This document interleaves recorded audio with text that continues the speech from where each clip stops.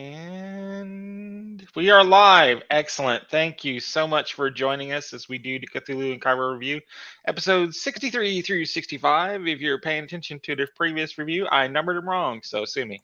Anyway. Sue me. Exactly. We've had a lot of fun reviewing these episodes. A little bit Horror on the Orient Express sort of. Jesus, did you just switch from camera 1 to camera 2, Amanda? Did you do a Oh Nice. my God. Nice. Camera 1, camera 2. That was almost like a Spielberg cut. I know. That was smooth. I had been trying to figure out why my actual webcam wasn't being used, but my laptop webcam was. I'm sorry. Oh my God. I figured it out. Sorry. That was nice. Color me impressed. Heck yeah, dude. That was good. That was well done. But yeah, a little bit of Horror on the Orient Express kind of a feel. I think it was even kind of referenced in the episodes. But yeah, anytime it's on the train, that's why I called this as follow them as they go on their track. Your quotes. Don't forget the brunch bunch. The brunch bunch is the first amazing. Of these episodes. The 63 is a fantastic role-playing episode. I mean, no combat happens. I don't think any combat happens at all in all 3 of these episodes. So it's all really good role play. But this one, the brunch bunch. I personally am so thankful that Melinda left the package bits in. It was hilarious. Oh. Nice. It's nice as we get to know Jack a little bit more. From still brunch. A douche. Oh my God. Woo. Just be happy he's got pants on. Someone's not a Britophile. I'm feeling it. I'm not. This is a cold wind coming from America. Oh my God. Up the rebels, Amanda says. Though. He's getting a strong reaction. He told me I'd like him. It's 3 episodes later. I don't like him. Shit's wearing thin, man. He's so like, ugh. That frat boy, like, old money, like, like, she got no time for none of that. She doesn't. Give her a working class Joe. Where the hell is Schoolie? Play whist. Yeah, good. She needs her a greasy, strong arm man. That's what she needs. Hell so yeah. Team Battle. I mean, my husband is a paramedic, so he's definitely more of a doer than a talker. Exactly. Well, we haven't seen him in action yet. I mean, let's just go into the brunch before we get into the train. But yeah, the brunch is really fun. I mean, it's just a lot of good interaction amongst the group, and they have their special guest with them. Is the widow, I believe. Mm-hmm. Yeah. Yes. So they sit there with them and break some bread and have some Bloody Marys or whatever it is. It's probably the only decent thing you can make with vodka for a breakfast. Screwdrivers, I think. Well, screwdrivers. Yeah, some screwdrivers. Yeah, whatever goes with vodka, right? Vodka. So, yeah. And vodka. Cheerios. Yeah, exactly. Cheerios. No milk, vodka. There you go. A little bit of sugar if we're lucky. But yeah. So just really, really good time watching them all interact, and then they have the interaction with the poet. It's a P word. The name Pessoa. Pessoa. Yeah. Pessoa. Pessoa. Pessoa. Yeah. Excellent. So yeah, a little bit of a Golden Dawn scare there, especially for one of our characters. What did you guys dig most about it, Melinda, Amanda? Just the brunch portion of it. Yeah, the brunch portion. It's definitely one of the longer portions. Table. The what? I like the way they work the table. Oh yeah, sitting around like who was sitting with who? Yeah, that was. But how they work together to get the maximum reward for their efforts, so to speak. Like Vadim was keeping an eye on. Was it Ella that was talking to the widow? Yeah. I realized, I need to distract Yashinko, Pushinko. Yep. Yeah. You know, and they're giving each other nods, and I thought that was well done. It was well done. Very well. A lot Good of bit of team role energy. playing. Yeah. Indeed. You can see that building, and Jack's asking questions about why they're going, and of course he can help them, get the tickets. Okay. But he's To still get in where they need to character go. doing it. It's not just He's oh, you look so strong and strapping. Why don't you join our group now? exactly. He's struggling to fit in. Exactly. He's trying to elbow his way in, but doing a great job at it, which is really awesome because it's really easy to just go, okay, you're a person at the table with me. Of course, we're going to jump you in, but yeah, make them work for it. That's fine. That's absolutely fine. Yeah, and he waited so long to come back. Joel was out for what 8, 9 episodes. It was days and it was weeks of recording.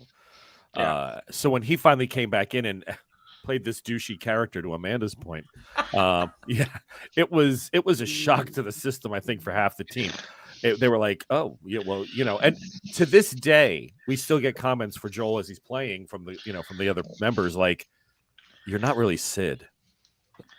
Yeah. It's like you're not Sid. You're Jack. You're like, yeah, well, okay. Exactly. Yeah. Right. Doesn't fit in the same. Yeah, he's definitely a different dynamic. Exactly. What about you, Amanda? How was your feelings about the brunch? I think that watching, or I guess listening to Ella stumble through her interaction with Paseo was like, That was I right. love her character so much. I love her character. She is probably my favorite out of all of the characters that I've seen so far. She's probably my favorite because she's just so awkward. She just doesn't know how to interact with people.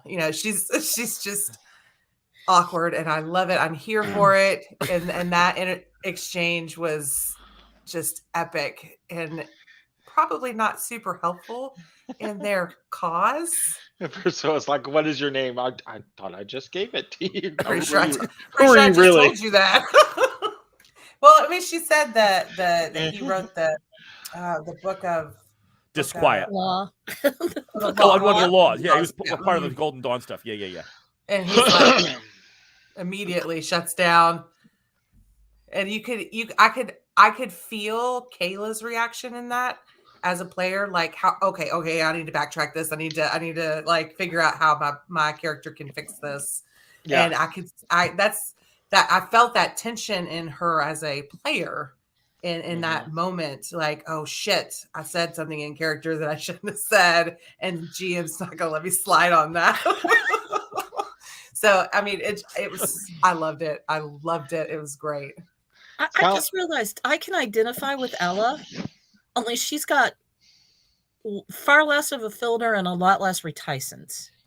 But I feel like that. Anybody else feel like that when you're interacting with people and you just don't know what to say? Well, yeah, I could feel like exactly what you said, the awkwardness of it and how it was going.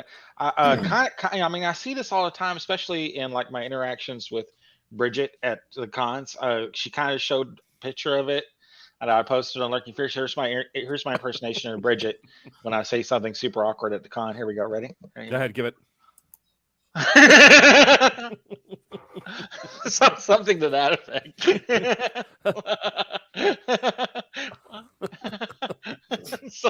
But yeah, it's kind of like that. Who we will be looking forward to seeing at Origins as well. She is going to be there with the Old Ways group and also repping Chaosium. Her brand new schmancy gig. Repping Chaosium at the cons. So we're so happy to help her and support her at the cons. And Chaosium Con coming up next month. Melinda and I will be there, running games, having a blast. Absolutely. I was tickled to see Bridget is also running a game of Cult at Origins. Yeah. So there are 3 sessions of Cult people. Exactly. I need to reach out to those other Cult players and go, what are you doing? But anyway, I digress. Who knows what? Yeah, I'm not sure if she's running the Modifius version or one of the other ones. But yeah. But anyway, back to Cthulhu in Cairo. The library session was fun. It's the quintessential part of Call of Cthulhu, really, especially in your fact gathering, there's, and especially in the older episodes, there's, almost always in this scenario, oh, we go to the library to get this information about the spooky old house or this person or blah, blah, blah, blah, blah, blah, and they got to make the library use roll. It's kind of, if your character doesn't have a library use roll, we're kind of like, well, what the hell are you doing here? Playing Call of Cthulhu if you don't have a decent library use roll. So yeah. So they do that, utterly fail, resort to a librarian to help them, which is of course the easy out. I'm like, you could always go to the desk. They're here. They're paid to be here. Take advantage while they're still open. Exactly, right. Exactly. In the future, not so much. Yeah. You got about 6 months. We're out. You're out to Google it. I'm out of a job.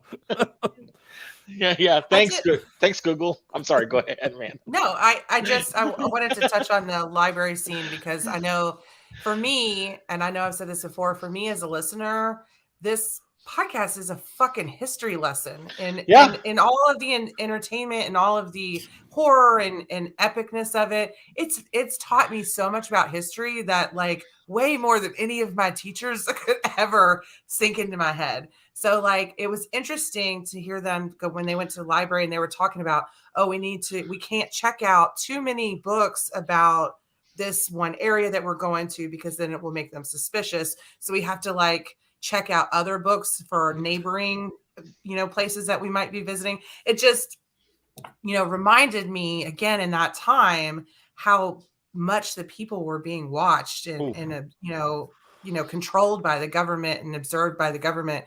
And like, as much as many problems as we have in this generation, God, have we progressed. It's a reminder to me that, yes, we have a lot of more work to do, but we have progressed really far also. So like, it's like a slap in the face for me when it comes to history. Yeah. Well, I mean that, in the time that they're playing in and also what they're researching too, that's honestly another quintessential part of Call of Cthulhu is how you can mirror it with stuff that actually happened back then, or even in the history that the investigators are researching, like this princess, stuff that's going on. One of my favorite ones that my mentor GM ever ran for me was we were soldiers in World War II trying to rescue the Weizsäßalter out of Krakow, and I'm like, this was a thing. This actually happened. They actually smuggled this thing away to keep, the enemy from capturing it. And there was a whole thing about how they smuggled it and took it apart in pieces like a jigsaw puzzle and hid it in homes and stuff like that. And so the actual history, and again, is another great part of Call of Cthulhu and a supreme well of information to dip into. Absolutely. Yeah. I don't think you have to be historically on the ball accurate. No. For a Call of Cthulhu scenario, but I know the more of the tone and the more of the depth, and in many cases, like the details really help sell the game, regardless of what time setting you're playing it in. Yeah. Yeah, 100%. I mean, I know like it has piqued my interest. Like I know we talked about previously when Sid took the shot that killed the in Berlin, the communist leader. What's his name? Yeah. I don't remember what his name, but like when you told me that actually happened, I was like, what? I'm sorry, what? So I have to go find this information. So like just that it piques my interest in learning about this stuff that honestly never would have crossed my path. Yeah. Like I'm a very simple person. That would have never crossed my path, without this. So. Yeah. If I can do a quick plug for Amanda as well as the other Operation Poltergeist, Amanda's team actually passed off the incinerator devices to Marius van der Lubbe, who 2 weeks later set fire to the Reichstag, which brought Hitler into power in Germany. So thank you, Amanda, for that little gem of a piece of information. Burn that it was all great. down. So she's like, oh, they meet him on the road. What's your name? Marius van der Lubbe. Okay, whatever. 2 weeks later, I put up the thing, and it's like, oh God, we just handed them off the damn shit that burned the Reichstag down. Yeah, you can see it in their eyes. It's like, that's great. That's fun. Nice. Yeah, that was a good time by all. Absolutely. So then the next episode we're getting on the train, and there's all the pomp and circumstance of the train station, and the description of the station with the marble floors and all that stuff, and unfortunately the shabby people that are trying to make their way back and forth. Like you said, the ultimate facade. We have this great public work, and barely existing people trying to utilize it. So yeah, just an amazing anecdote into what's going on. One of my friends two of my friends that I run games with here locally, we were discussing how Russian history and stuff like that, and what their main job is, like the illusion of the power, the superiority of what's going on. And I told him, I was like, you really can't get better than the HBO show Chernobyl. I was like, if you haven't watched Chernobyl, I don't know what you're doing. It's it in a T. It's on my list, but I watched the trailer and I was like, oh fuck, this is gonna be heavy. I've got to be in a mindset for it. You need a couple drinks. You need some comfort food. You totally do. It's one of those. It's super heavy. But the getting on the train and the description of the train. I mean, I meant to ask Raz to actually post a picture that he had showed the players. Bring the picture that he for him to describe. But they gave pretty lurid and vivid descriptions of the train. And one of them said, "Oh, prison." prison like it's kind of like there's bars in the windows. Did you actually research Russian trains of the time period? Of course he did. I had a feeling, because you do things like that. Silly question, Oh shoot, I was googling it up my Russian passenger cars. But it was ridiculous how they're like so sparse, so Spartan. Yeah, it was like like wooden pews stacked up, and with like metal frames. Exactly, and straight back. You're like, no room to lounge around another. No, we're not doing any of that. Yeah, I want to commend Raz, because he is painting a very definite picture of the Soviet Union or Russia during this time period. Yeah, and the sleeper car is really great. And there was the segregation of the men and women. Yeah, but I feel like it's fairly accurate, unfortunately for them, but and it makes for great play, and again, great role play. Really, really good stuff. The men and the women are segregated at night.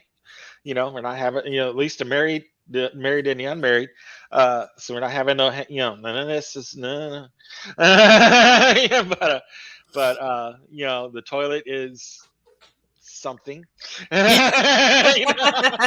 Don't look down. You're going to see the track. I mean, exactly. That's it's a hole. It's a bench with a hole. That's the toilet. Well, why wouldn't it be? It's the most exactly. Yeah. It doesn't even plumbing. Come on, man. Gets the job done. We'll have a basin here for you to wash your hands in. If you're lucky, might have some water in it. Only try to be number one. Exactly. Only 5 people. Try to be the first guy in the basin. Yeah, absolutely. Exactly. Because that's all the water that you're getting. It took me by surprise. Many years ago, every once in a while I'll look up where an expression came from, and I don't know if it's as common everywhere, but there's an expression that used to be "Don't throw the baby out with the bathwater." I don't know if okay. Literally, it's because in the Middle Ages they used to bathe the baby last. All that dirt on a newborn or young child, the one time a year they bathe him. It protects the baby, of course. All that dirt. But the water is so black from feet and backside and everything else. Now you dip the young baby in it, and you're thinking, "Oh shit! Don't forget to take him out before I dump all this grease." And I just went, Oh no. People are nasty. Exactly. Papa goes first. Everyone get behind Papa. Okay. The dirtiest. The The dirtiest dirtiest. is the cleanest. Let me dump my night soil bucket out the window first. Yeah, Oof. Exactly. Hope nobody's walking underneath. Right. I mean, really, like I don't know if you all. I listened to another podcast that talks about like medical history and stuff because Yeah. my husband and sanitation is really relatively recent. Yep. It really is. Like our concept of sanitation is really new. Yeah. It's scary. Yeah, no.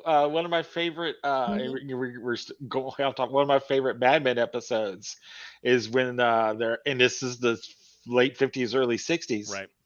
Is when they're having the picnic, and they get up, and he just shakes the blanket out, and all the trash goes down the hill, and they get in the car and go, and it's like that's what it was. This was before the Oh yeah, no sense. give a hoot, don't pollute ads. Even in the 50s and 60s, how much trash was there on the blanket?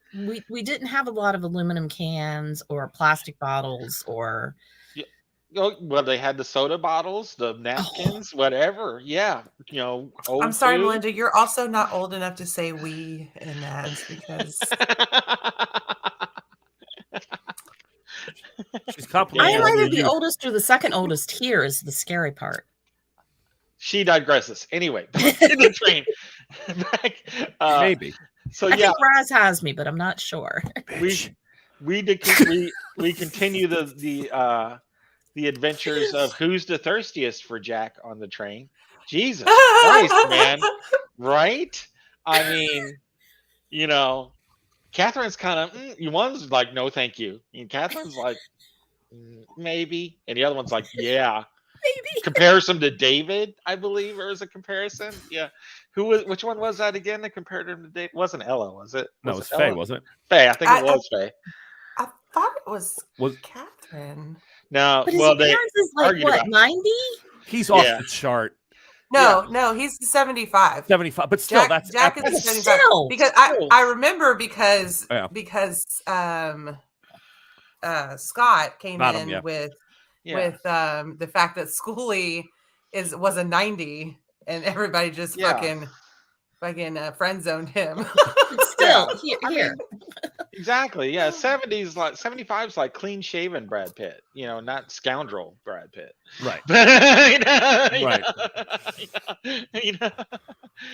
But yeah, before the last half of Legends of the Fall, I guess you're going to say. Yeah. You're going to reach back for that movie. 7 years in Tibet. Yeah. Exactly. Yeah, exactly. Frat boy with the winning smile. Exactly. Still just Ocean's 11. Brad Pitt is the hottest. Brad Pitt. Yes. I love how he built in like the constantly eating something in every scene too. That was great. I also have the same reason. That same thing is the reason I have so attracted to Denzel Washington. That same like mouth, like he's always chewing on something or same thing. Yep, exactly. Very attractive. Exactly. So Jack introduces them to Wit, the card game. Oh, Whist. Whist. Whist. Some people thought they were saying wrist. Yeah. Wrist. Yeah, not Yeah. to be confused. You play a with hand of whist, and I'm like, yeah, that's past me. So, yeah, went right over my head. And they were like, it's a card game, kind of like bridge. I'm like, oh, okay, that's cool. It's very popular with the British Navy in like the 15 and 1600s. Whist is a game of it died out probably around, if you know, like James Bond with Baccarat. A specific crowd. Whist has their crowd. Yeah. It was past I've heard of it, although I don't know anyone who's played it. Yeah. I'm not sure what that says about me, but It says you know more than I did, because I never even heard of coming to this episode. I probably read it in a book. Yeah. But it was he goes full Jack Cavendish like can we get a spot of tea? And they're like, yeah, all right. There's always service in Russia if you'll do it yourself. Exactly. That's my favorite line. That needs to be a quote on a T-shirt. There's always service in Russia. I'm like, what do you think? Anything from the trolleys, love? No.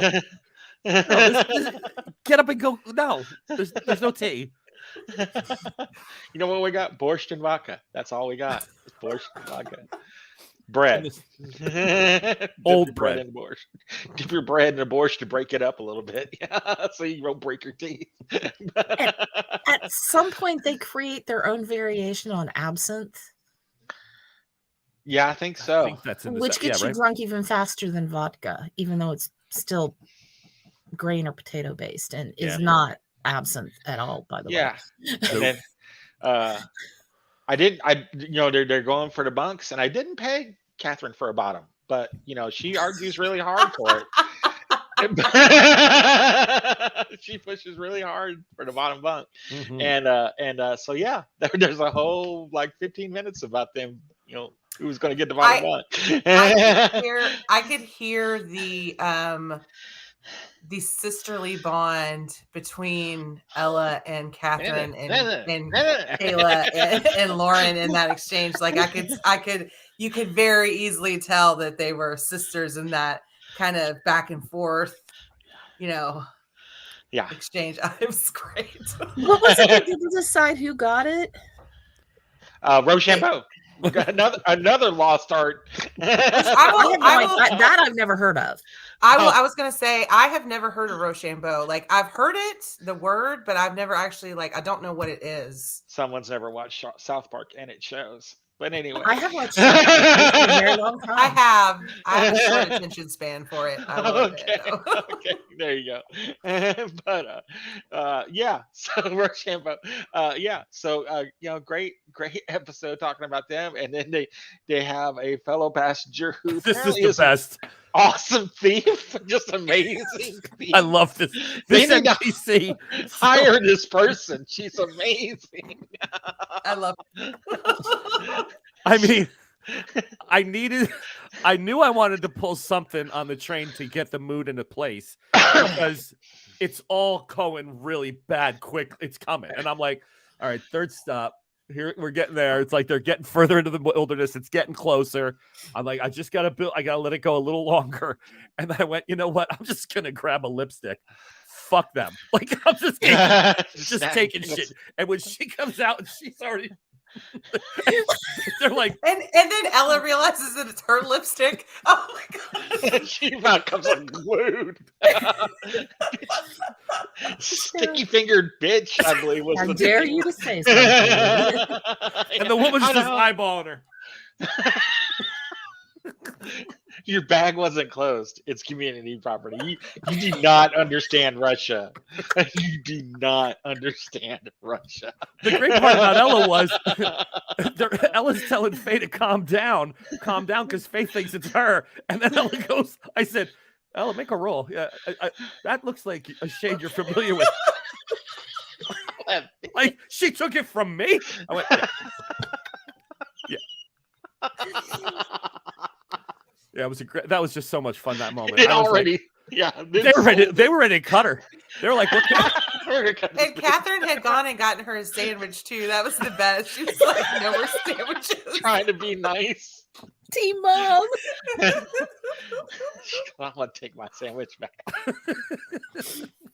But again, that's just a part of these episodes that makes them so great. I mean, you have horrific, white knuckle, jaw clenching danger, and then the cat 70-year-old thief putting on the bright red lipstick. And then she sells to the guards, and then they have to see their lipstick on the guards. So good. I love it. Again, you have these great episodes, these great team building episodes, where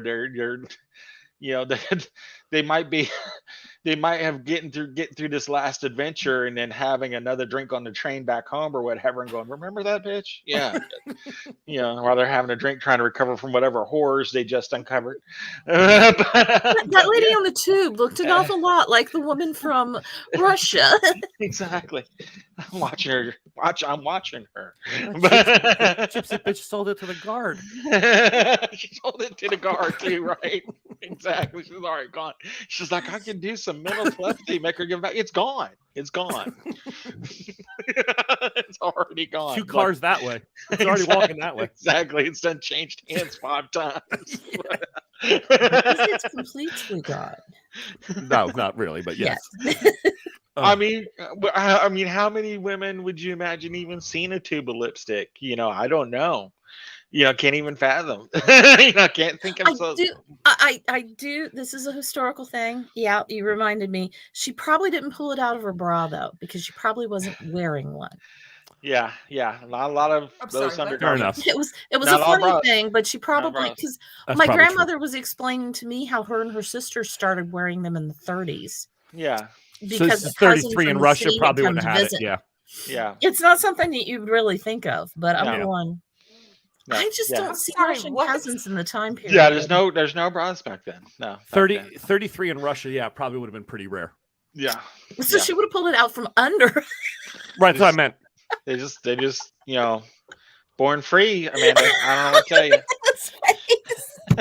His face, Amanda's like, no. No. I'm sorry. It's just 2 ropes. Well, I mean, there's corsets and there's bustiers and stuff, but there's no bras. Yeah, but Russian peasant women are not having none of that. Not having none of that. Yeah. No teddies. Yeah, nothing. And they probably wouldn't have had the money for it. Or, yeah, exactly. That's a misogynistic slip on my part. I was trying to put the thing somewhere, and I thought that the bra made perfect sense. Oh no, that does make perfect sense in any other time frame. Yeah, no, you're right. It was great. That was great. I'm gonna need a second.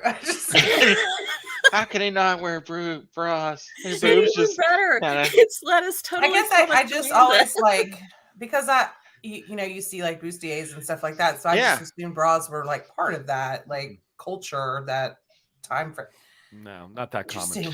History's great, right? I'm telling you, history. What I should have done is she drops it in her shirt and it clatters on the floor and she kicks it. Like just exactly. And now everybody's jumping around looking for the damn thing under the that would have been all right. But yeah. Exactly. So they pick up an interesting guest at the stop.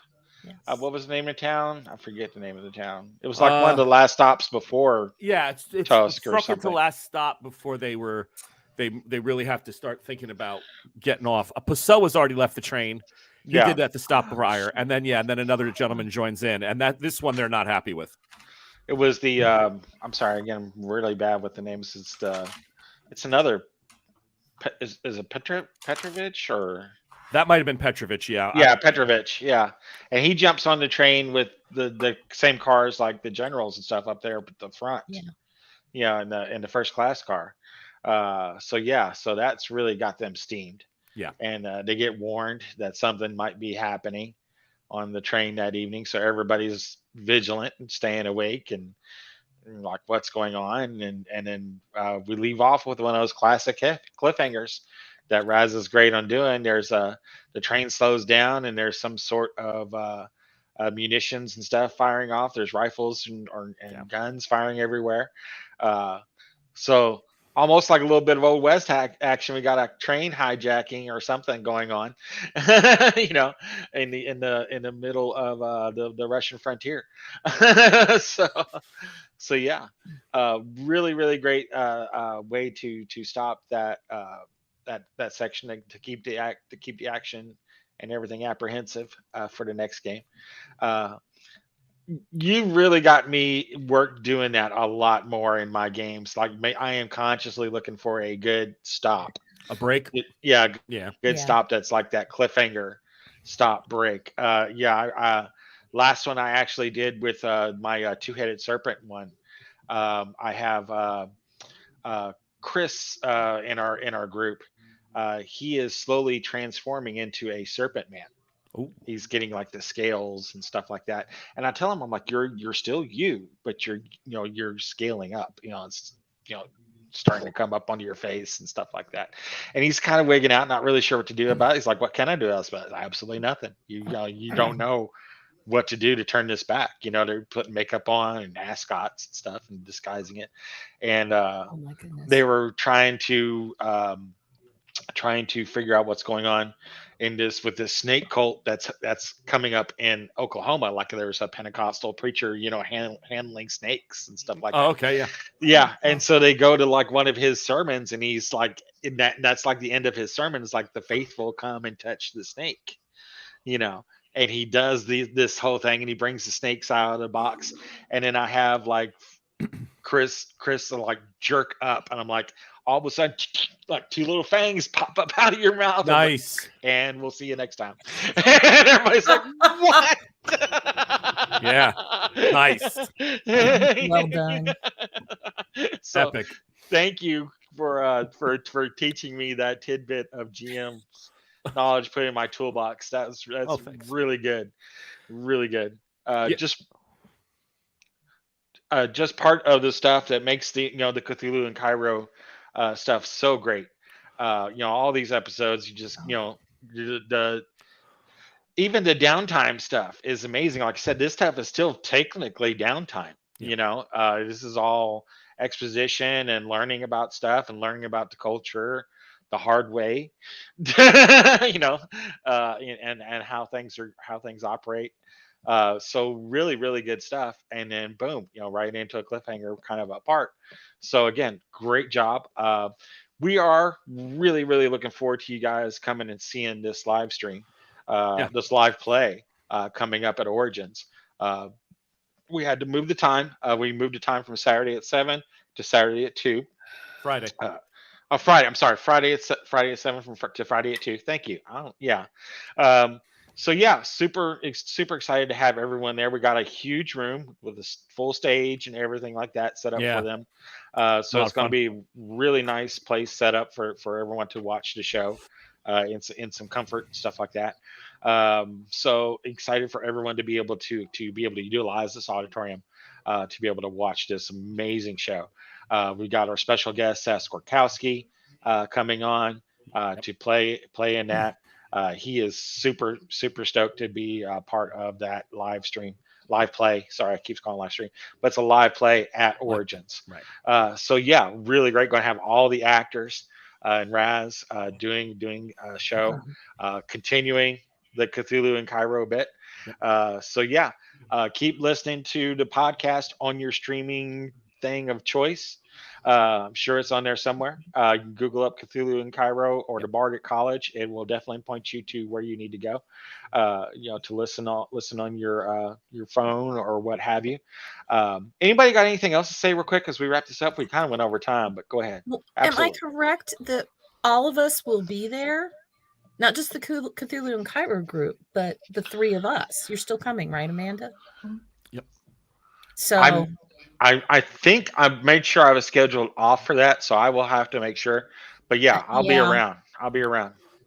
We may have to hunt you down, but you'll be there. I know, exactly. I'm like, that's not. But anyway, yeah, exactly. So I was counting out the episodes just so people can know what we're doing, and I won't be long. If you are able to get caught up, the live show will be actually where we are in the show. Mm-hmm. So we are literally I think 14 or 15 weeks out. We have to record 4 more shows. I got 11 in the can. That puts me right at the point where Seth walks on stage. So you're not jumping ahead. This isn't out of sequence. You are literally going to be watching us live through the events that are supposed to be going on at that point in the story. Excellent. So it took a lot of finagling the schedules and stuff to get the recording there, but it should be actually live. It's not a side story. You are literally going to be in the main part of the story at that point for those 2 shows. Well done, my friend. Remind me to pat you on the back. I'm so fucking impressed. Nice. Don't be. It got lucky. It got lucky. Totally lucky. Yeah, sure. I believe that. You make, but yeah, you say that, but you make it look like it was. Oh my God! Bro, Oh yeah, right. Yeah, herding cats, kind of like GMs. Yeah, all the time. Yeah. And the assault on the train was real. That was an event. Oh yeah. It was actually on a Siberian train. There was an event that happened. Yeah, with it just stopped at that stop. So that's all coming. So again, if you're into that kind of crossing moments in history, this did actually. There was a what happens does happen. See, Amanda's like, man. I'm here for it. I'm here for it, man. I'm here for it. There you go. I mean, like I said, I've learned more from this podcast than I did in my history classes in high school, for sure. This is a more fun way of doing it. That's sad. That's kind of sad. Here you get the details they can't do in a general survey course. Your teacher sucks. I did have a question. Yeah. Sure. I had a question, and I'm glad that Raz is here because I had been thinking about this, listening to it. There was a moment where Faye was trying to signal Catherine, so she was talking about taking food off of her plate, and that Catherine would like freak out about that, taking food off her plate, and Faye says like, well, we're so close, we've been together for so long, we're like sisters, so I would think she would know if I took food off her plate that was a signal that I was trying to, like, it was like a code for her trying to talk to her. And this was concerning the lady that had stolen all of her stuff. So in listening to this podcast, I just realized at that moment that I don't really know how long they've actually been together. You mean Faye and Catherine? Like, or Lauren and Melinda? Like no, because they talk about that that they've been, like out of character, that they've been friends for a very long time. But I was like, I don't actually know how much time has passed since the start of this adventure. Yeah, so almost 8 months, now. about almost 7.5, 8 months. So they're coming into, wait, let me think. They're in November. I'm sorry, they're November of 32 in Russia. So right around the beginning of winter. So they've been together about 5.5 months at that point. I'm thinking where I am now. But yeah, they're about 5.5 months together. Okay. Yeah, I just was thinking about that, and I was like, I literally have no idea how much time has passed since the beginning to this. Yeah, I think it was April. So April, May, June, July, August, September, October. So almost 7 months. Yeah, that they've been together. Awesome. Thank you. All right. Excellent. All right. Well, we are going to sign off. Thank you guys again so much for joining us. Thank you. Yeah. Thanks for having me. Absolutely. Melinda, Amanda, pleasure as always. We are going to wrap this up. But yeah, be watching for us in a couple weeks as we go through 66 through 68. Yeah, 60. I can count. Look, he can count. But yeah. Yeah. I cannot get the numbers right. I'm like, yeah. Yeah. I went and looked at the previous episode. That's there you go. There you go. But yeah, we'll be seeing you then. Thank you guys so much. Thanks, everybody. All Good right. night. Good night.